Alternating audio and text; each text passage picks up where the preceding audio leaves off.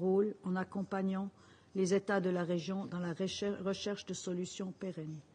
L'accord-cadre pour la paix, la sécurité et la coopération demeure à ce jour un instrument essentiel pour la stabilité et il mérite d'être revitalisé.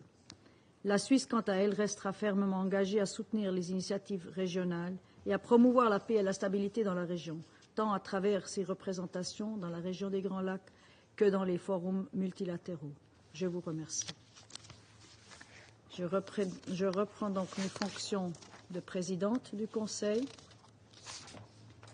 et j'ai maintenant l'honneur de donner la parole à son Excellence Madame Thérèse Kaikwamba-Wagner, ministre des Affaires étrangères et de la francophonie de la République démocratique du Congo. Vous avez la parole, Madame.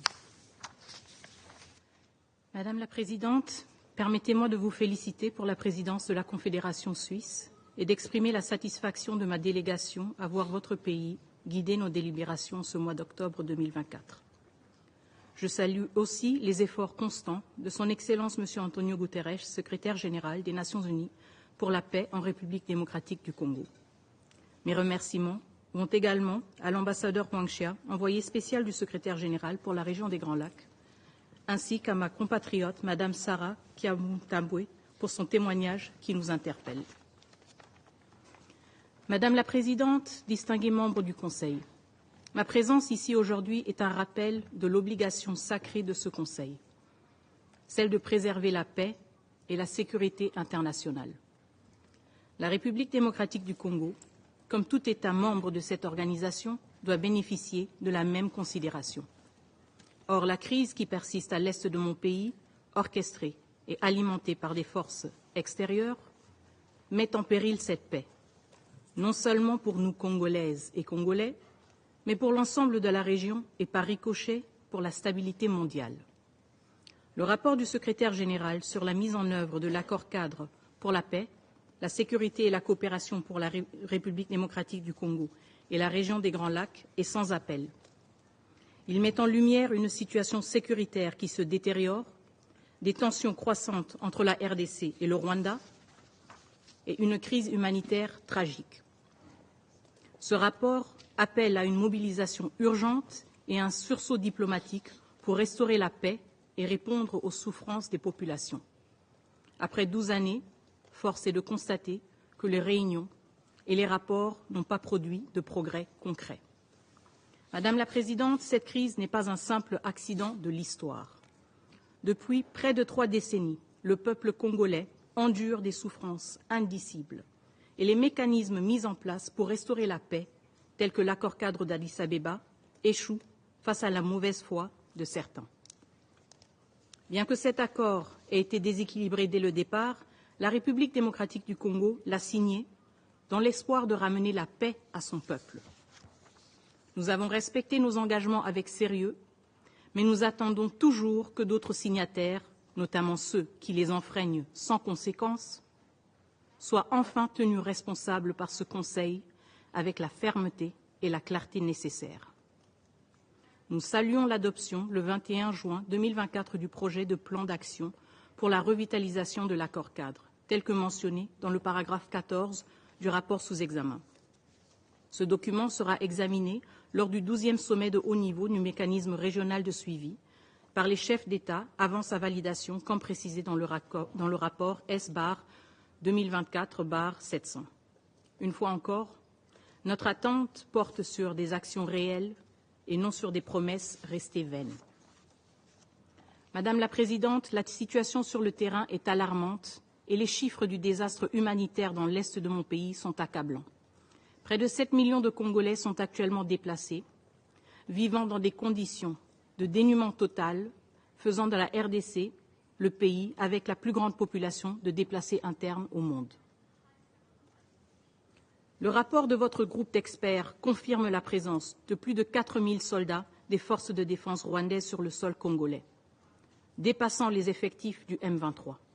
Ainsi, le Rwanda, contributeur de troupes aux Nations Unies, s'ingère impunément dans les affaires de ses voisins en violation flagrante du droit international.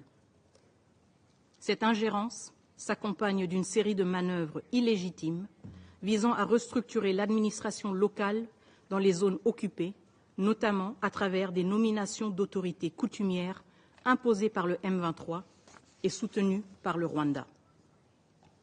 Ces groupes cherchent à modifier les équilibres démographiques et culturels, notamment dans le territoire de Rutshuru.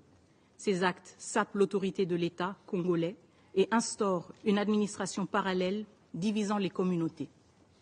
Par ailleurs, des transferts de population sont signalés sous couvert de mouvements de réfugiés, que nous rejetons fermement. Le retour des déplacés et des réfugiés doit et sera uniquement encadré par l'État congolais avec l'appui du Haut-Commissariat des Nations Unies pour les réfugiés pour garantir des retours volontaires et dignes.